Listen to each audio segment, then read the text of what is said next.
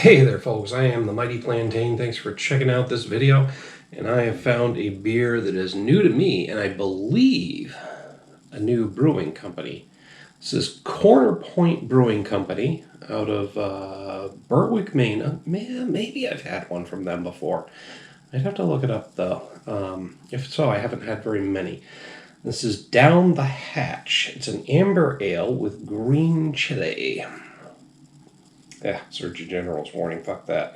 5.5% ABV. Oh, Hatch, New Mexico is world famous for its green chilies. Every August, the aroma of roasted chilies. I don't know, chilies should be chiles. No, Chile is the country. Chile is the same pronunciation both ways, right? Anyway, green chilies, roasted chilies fills the air. It is what we miss most. We still roast fresh chilies at our house and savor in the aroma, if only for a weekend. Down the Hatch is a light amber ale that will tease your senses with a taste of hatch. Adding the chilies prior to roasting allows the flavor and aroma to shine without the heat of the pepper. Close your eyes, take a sip, and allow the flavor of hatch to transport you to the chili fields of southern New Mexico. So that's cool. I think I've only had one, maybe two of these beers before where they went for the chili flavor without the heat. And it winds up being very interesting because you can definitely taste the crisp, slightly bitter nature of the chili or pepper. I think the last one I had was like a green pepper, non-chili type, but I could be wrong about that.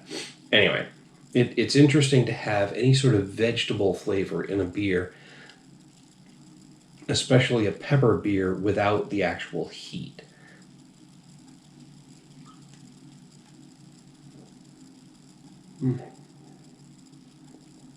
Definitely a nice effervescent brew, lots of bubbles. Got a hell of a head on it without even really putting too much effort into it. And I'm crusting the top of the beer. Is it still called a meniscus when you're dealing with foam instead of actual liquid? I don't know. I'll have to look that one up. Anyway, I created a foam meniscus on this beer. Oh, look at that. It is slightly hazy. It is very, very effervescent. There are lots of bubbles coming up through that. Like I said, also got a decent head on it without putting too much effort into it. So that's another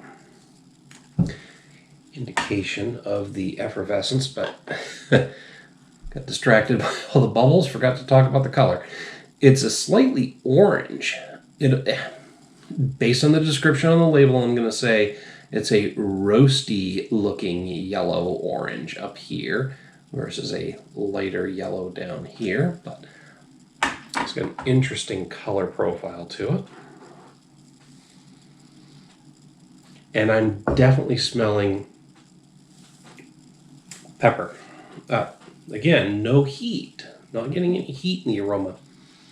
But just like a freshly sliced green pepper, green chili pepper. Because there's a bit of a difference in the flavor profile between, like the bell peppers versus a chili pepper. I'm getting that. I was getting a bit of a pepper aroma at first, but now just a general beeriness. All right, now I think I can do this without getting foam on my nose. Down the hatch.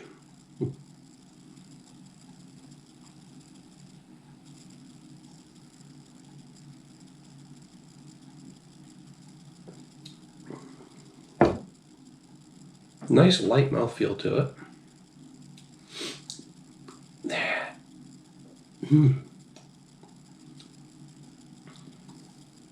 I can't quite put my finger on that.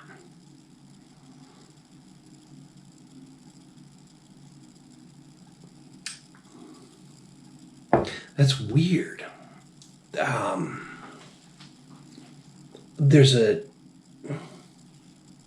almost like a sweet and citrusy flavor, which Maybe I'm just not as well versed in chili flavors as I could be, but I mean, the finish, it's all like that slightly bitter, crisp chili pepper flavor that I would expect from a pepper without the heat, but up front, the nice light mouthfeel, a sweet, almost honey-like flavor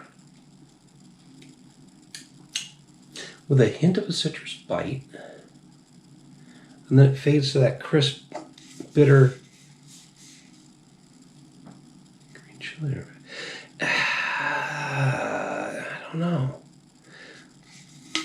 The sweetness and the citrusiness is throwing me because I wasn't expecting those. And again, it could just be that I'm not as well versed in chili pepper flavors as I could be, but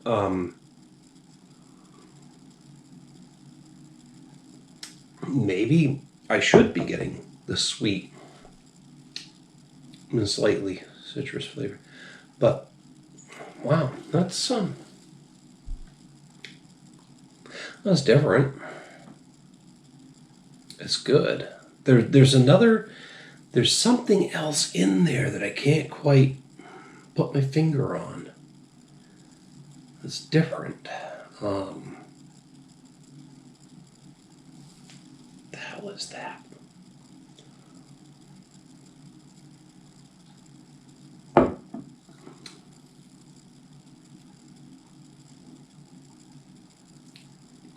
Like a honey tinged sweetness, a bit of a citrusy flavor. And that pepper, there's something else in there.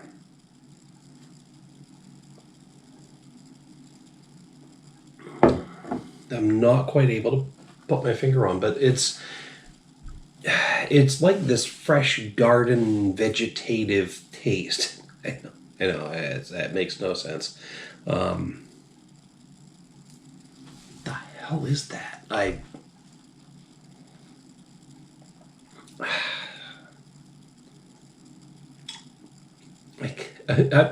can picture string bean and tomato, like a string bean and tomato flavor combined. It's anyway.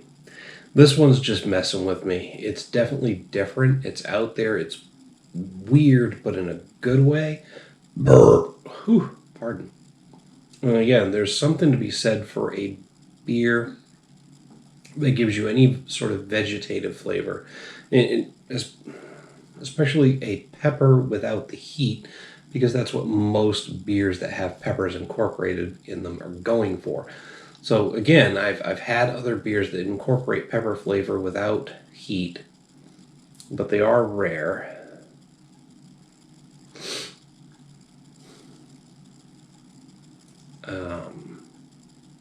Sorry, I'm really mulling this one over in the back of my mind, and I think I've got to go with a 5 out of 5 on this. The bottom line is that it's really messing with my head. Especially whatever that flavor I'm getting is that I can't put my finger on. That one's really getting to me. I mean, maybe there's some sort of sweetness in the malt profile that's interacting with the vegetative flavor of the pepper that's just kind of throwing me off, but anyway, it's different, it's unique, and it's confusing me a little bit, but I like that. And the uniqueness is really pushing it up for me. So anyway, I think I've talked at length about what I'm getting from this beer. I'm not getting anything new or different with each sip, so I'm just going to cut this here. It's probably been too long of a video anyway. But that's what I've got to say about it. 5 out of 5 for me. Hit me up down below in the comments or the email link. I'd love to know what you have to say about this beer, including whatever flavor impressions you're getting from it. And if you can put a name to whatever this taste is that I can't, I'd love to hear from you about that too. While you're down there, don't forget to like and share the video. Make sure to subscribe to the channel. Till next time, folks, thanks for tuning in. Cheers.